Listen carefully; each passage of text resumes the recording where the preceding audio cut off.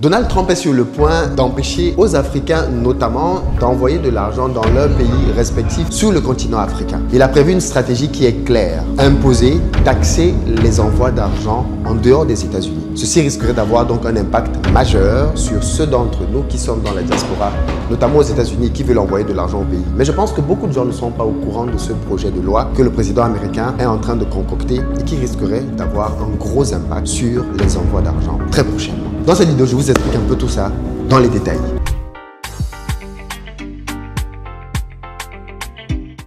Salut à toi, bienvenue sur ma chaîne, moi c'est Philippe Simo et si je te parle de business, de développement du continent africain, de mindset, de gestion des finances et si tout ça t'intéresse, tu es au bon endroit, tu t'abonnes.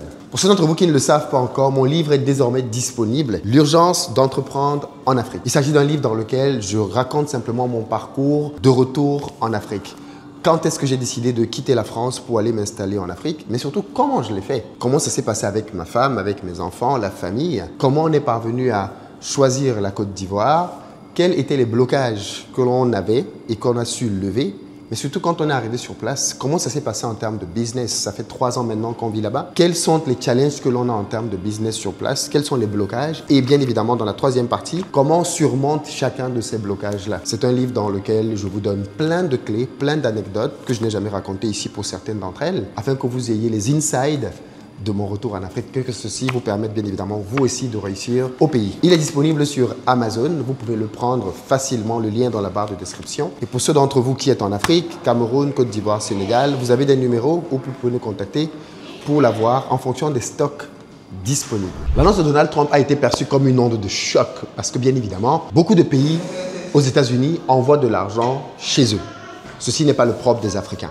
Et je voudrais d'ailleurs qu'on fasse un petit focus sur le leader d'entre tous, l'Inde. Le premier pays qui envoie de l'argent chez eux de manière massive, c'est l'Inde. Je pense que vous n'avez juste pas idée à quel point. La diaspora indienne, tenez-vous tranquille, envoie tous les ans chez elle l'équivalent de 130 milliards de dollars. En tout cas, ce sont les chiffres de l'année dernière. Et ici, on parle bien évidemment de 130 milliards de dollars envoyés par les canaux officiels, quand on sait tous que généralement, les canaux officieux sont aussi des canaux par lesquels on envoie beaucoup d'argent. C'est quoi un canal officieux? Un canal officieux, c'est un canal qui n'est pas reconnu légalement. Tu as quelqu'un dans le pays à qui tu donnes de l'argent et qui donne l'équivalent de la même somme en Inde à quelqu'un que tu lui as désigné.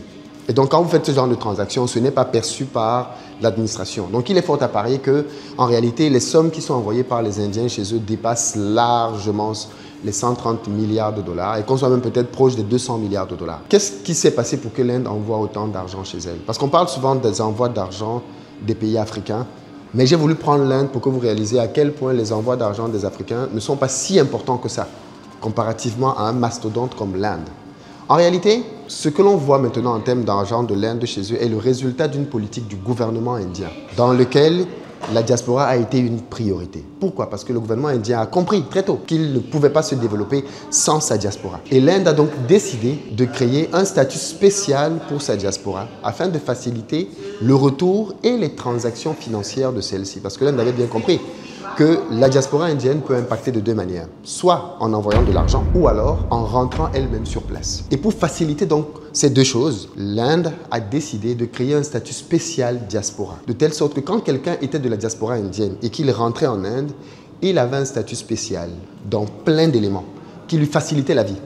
Pourquoi? Parce que l'administration indienne, connaissant les exigences de la diaspora, savait qu'elle ne pouvait pas se permettre de laisser la diaspora arriver au pays et d'être confrontée à un certain nombre de problèmes qui allaient les repousser. À ce moment-là, la diaspora indienne a décidé, par exemple, de créer une police pour la diaspora, qui d'ailleurs s'est avérée être la police la plus efficace. Si quand tu arrivais en Inde, on te volait quelque chose, cette police-là se mettait en œuvre pour pouvoir te permettre de récupérer très rapidement ce que tu avais perdu. Et comme cela, il y a eu plein de mesures, que ce soit pour pouvoir lancer des business, des facilités fiscales, administratives. Bref, le gouvernement indien s'est mis en branle pour attirer sa diaspora. Résultat, beaucoup d'Indiens sont rentrés massivement en Inde depuis les États-Unis pour lancer des business. La première fois que je suis allé en Inde, c'était en 2019. C'était il y a 6 ans. J'avais été marqué à l'époque parce que j'avais discuté avec plusieurs Indiens qui étaient rentrés s'installer au pays. Et tous venaient des États-Unis. Ils avaient étudié aux États-Unis, ils avaient commencé leur carrière aux États-Unis et ils avaient décidé par la suite de rentrer s'installer en Inde. Beaucoup d'entre eux étaient rentrés en Inde. Et ceci, bien évidemment, a grandement profité à l'Inde. Quand on voit aujourd'hui que l'Inde avance aussi rapidement, c'est en grande partie grâce au cerveau qu'elle a su rapatrier chez elle. Domaines dans lesquels les pays africains sont extrêmement mauvais. Très peu de pays africains, malheureusement aujourd'hui, ont une véritable politique de rapatriement de diaspora chez eux. Très peu. Et ceci entraîne que la diaspora n'est condamnée quasiment qu'à renvoyer de l'argent pour de la subsistance. Alors oui, c'est vrai que les flux de la diaspora sont de plus en plus importants, mais ces flux-là, essentiellement, sont marginaux parce qu'ils ne correspondent qu'à de l'envoi pour de la subsistance, pour permettre à quelqu'un de pouvoir payer quelque chose à manger, pour permettre à quelqu'un de pouvoir aller à l'hôpital. C'est bien, mais ce n'est pas avec ça que la diaspora va avoir un impact massif. Il faut qu'il y ait une redirection de l'argent de la diaspora, qu'il y ait des investissements qui leur soient proposés, qu'il y ait une réelle logique qui permettra à la diaspora de pouvoir gagner de l'argent concrètement sur place. Et ça, aujourd'hui, bien évidemment, ce n'est clairement pas dans les agendas de beaucoup de nos pays. J'entends certains présidents de la République dire qu'il faut que la diaspora vienne, il faut que la diaspora vienne. Mais la diaspora ne vient pas sur le coup de belles paroles. La diaspora vient parce qu'on a mis des dispositifs, des mécanismes en œuvre qui l'incitent à venir. Pourquoi elle viendrait? Parce qu'elle ne va peut-être pas payer d'impôts pendant un certain nombre d'années.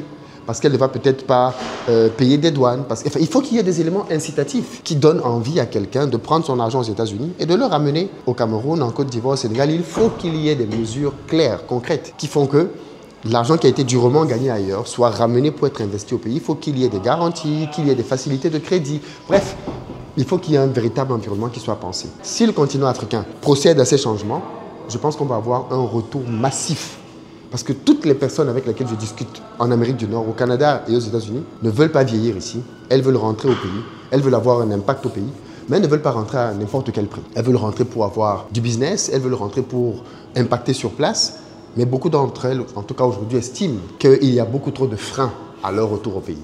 Alors bien évidemment, pour certains d'entre eux, ces freins-là sont des choses qu'on peut lever. Pour certains d'entre eux, ces freins-là sont des blocages. Et pour d'autres, ce sont des prétextes. Mais bien évidemment, il faut, du côté de nos pays, qu'il y ait une réelle prise de conscience de tout ce que l'on perd à ne pas attirer notre diaspora. La diaspora africaine est partout et je l'ai constaté sur les États-Unis. Lors de ma formation que j'ai organisée ici dans le Maryland, j'avais des gens qui étaient dans la salle qui travaillaient à la NASA. À la NASA, les amis.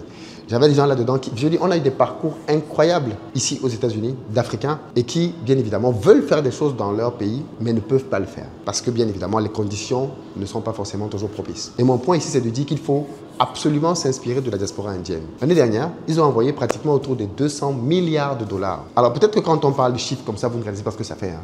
200 milliards de dollars, c'est le PIB. Le PIB, c'est la richesse produite par un pays.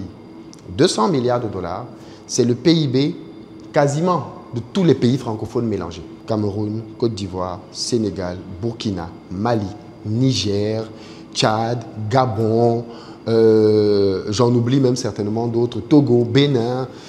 Tous ces pays mélangés-là, toute la richesse qu'ils produisent a du mal à dépasser rien que les envois de la diaspora indienne chez eux. Parce qu'un contexte a été pris. Et donc, la loi de Donald Trump consistant à vouloir imposer les envois va d'abord beaucoup toucher les Indiens. Maintenant, ce qui est certain, c'est qu'une telle loi va forcer certainement les gens à trouver des voies alternatives de plus en plus nombreuses pour ne pas avoir à payer la taxe. Parce qu'il y a déjà des réseaux qui existent, comme j'ai dit tout à l'heure, dans lesquels on donne de l'argent à quelqu'un ici aux États-Unis et il te donne l'équivalent en Inde ou au pays. Ça existe et on le sait. Quand on est de la diaspora, on sait que ce genre de choses existent. Donc, créer une taxe comme celle-là, est-ce qu'elle va réellement avoir de l'effet? On verra bien. Dans tous les cas, mon point ici, c'est de dire que nous perdons énormément de choses en méprisant notre diaspora. Nous perdons énormément de choses en n'impliquant pas davantage cette diaspora. Nous perdons énormément de choses en l'excluant de beaucoup de choses. Et bien évidemment, si les pays africains veulent émerger, ils ont tout intérêt à aller rapatrier leur cerveau, à donner envie à ces cerveaux de revenir. Vous n'avez pas idée à quel point aujourd'hui, l'Inde est un pays dans lequel il y a un vrai boom en termes de start-up. Il y a un vrai boom. Il y a une Silicon Valley en Inde qui fait des choses incroyables, dont on ne parle pas beaucoup bien évidemment, mais qui fait des choses incroyables. Et ça, c'est bien évidemment aussi le chef des gens de la diaspora. Bon bref, les amis, dites-moi ce que vous en pensez, mais moi je trouve que nos pays perdent énormément dans le mauvais traitement qui est accordé aujourd'hui aux diasporas. Et il ne suffit pas de dire de sa bouche qu'il faut que les diasporas viennent. Il faut mettre des mesures claires, concrètes, incitatives, pour que ces derniers acceptent de risquer ce qu'ils ont gagné ici pour le mettre au pays. Et ce n'est pas la volonté qui manque, c'est clairement pas la volonté qui leur manque. Qu'est-ce que vous en pensez dans les commentaires? Peace!